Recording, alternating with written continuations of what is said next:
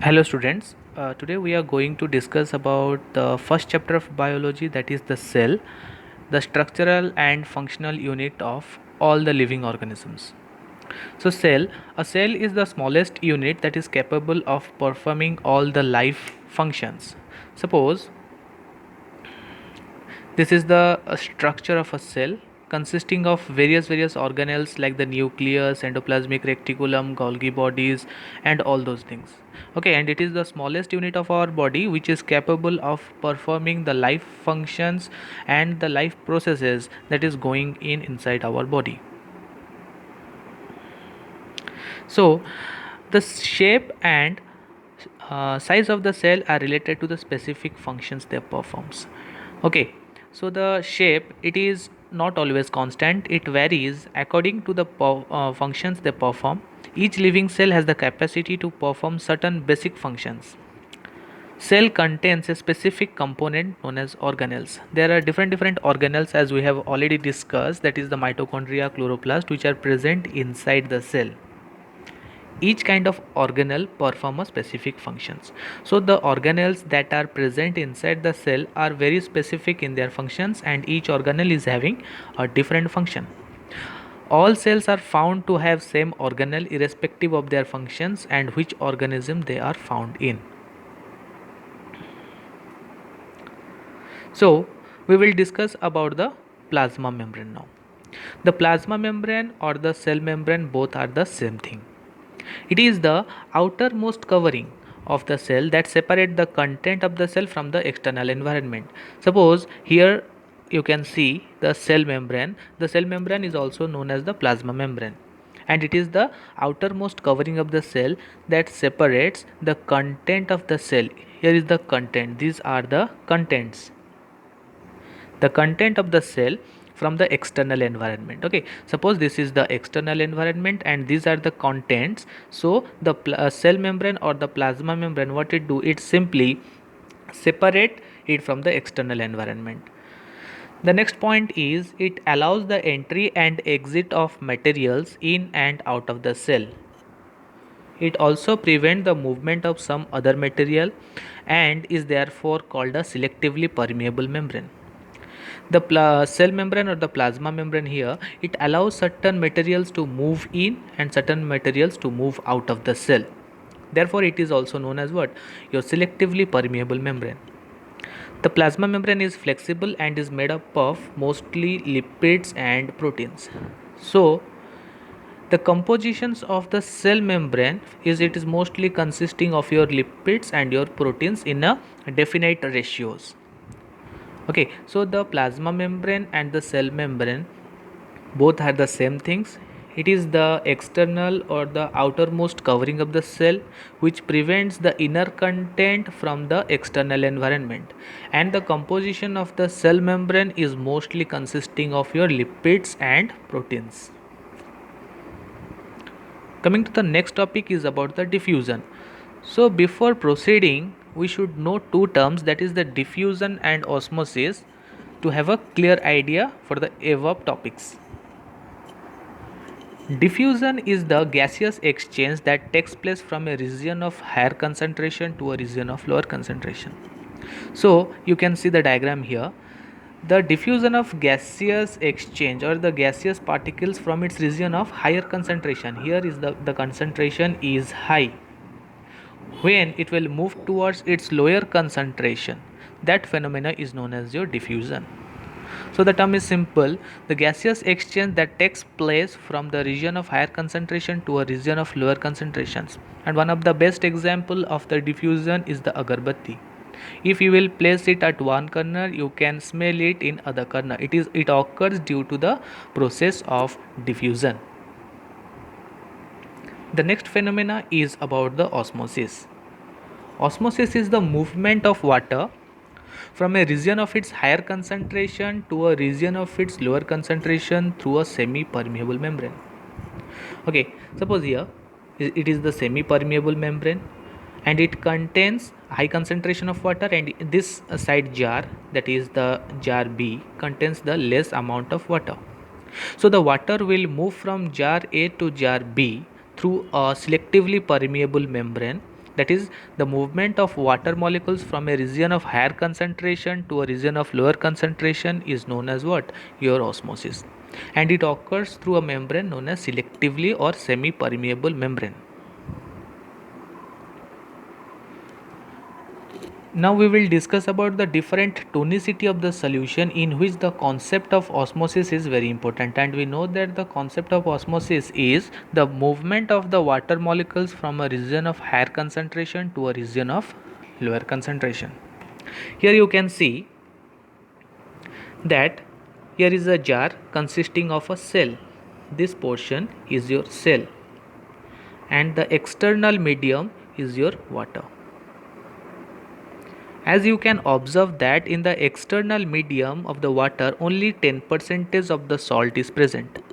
If 10% salt is present, that means in the external medium there is 90% of water. And inside the cell what happens, you can observe that 20% of the salt is present.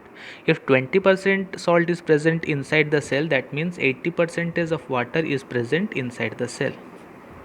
So we can see that the concentration of water in the external medium is 90% and the concentration of water inside the cell is 80%. So from this we get to know that the concentration of water is higher in the external medium, and we have studied in the osmosis that the movement of the water from its higher concentration to lower concentration. So the water will move from the outside to towards the cell, and this phenomena is known as your hypotonic solution. The solution will be called as your hypotonic. The same thing is written over here, that is hypotonic solution is the solution surrounding the cell which has higher water concentration than the cell. The surrounding medium, it contains a higher amount of water than the cell, so the water will move from the outside into the cell, and this phenomena and the solution is known as your hypotonic solution.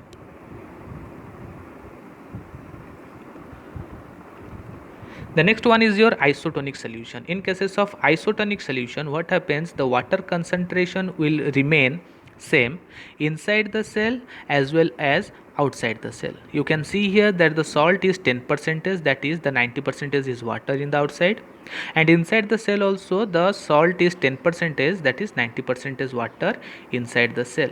So there will be no net movement of water and the cell size will remain the same, and this condition or this solution is known as your isotonic solution.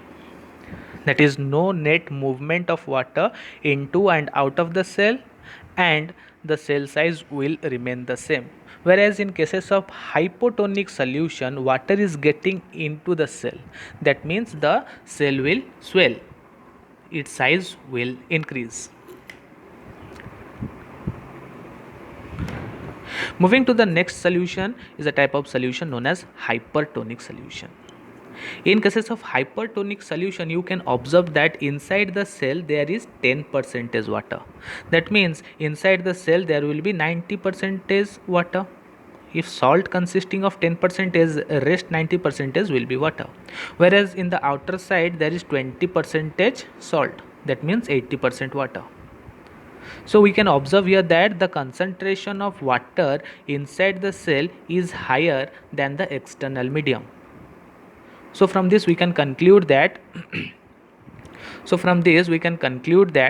the water will move out of the cell and the cell size will decrease, and the solution, this type of solution is known as your hypertonic solution.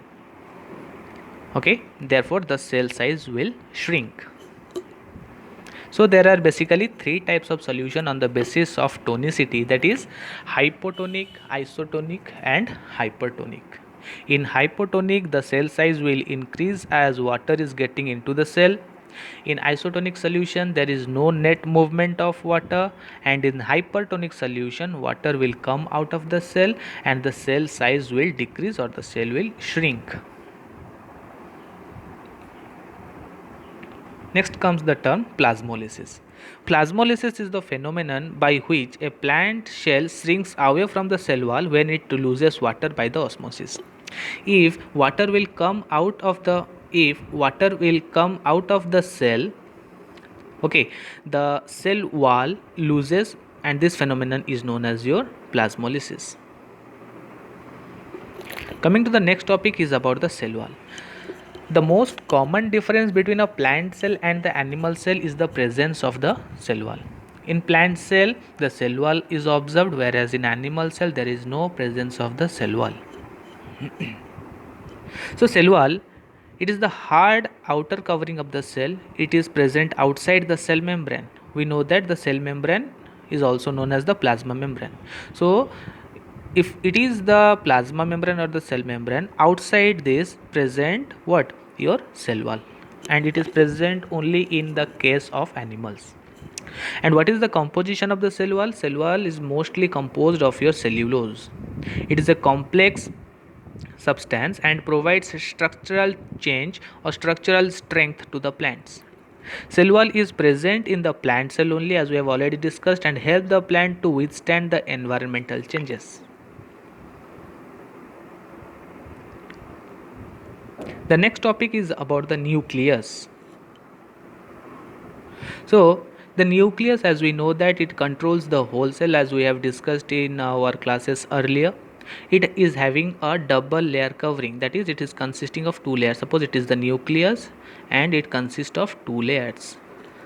Nuclear membrane has pore which allows the transfer of materials from the inside of the nucleus to its outside and from the outside to inside. The nucleus membrane, it contains some pore like substances known as the nuclear pore.